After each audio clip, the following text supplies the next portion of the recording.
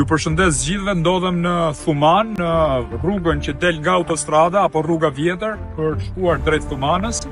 Siç e shikoni edhe nëpërmjet pamjeve, rruga është totalisht amortizuar në gjithë gjatësinë e saj, po unë kam zgjedhur vetëm një pikë ku edhe shkëmbimi i makinave është shumë i vështirë. Gjithë kjo rrugë është totalisht e pakalueshme dhe natyrisht makinat e tonazhit të rënd apo qoftë edhe automjetet e qytetarëve të Thumanës, por jo vetëm, të gjithë fshatrave që kap kjo zonë, janë të amortizuara si pasojë e kësaj rruge. E kanë të përditshme daljen këtu.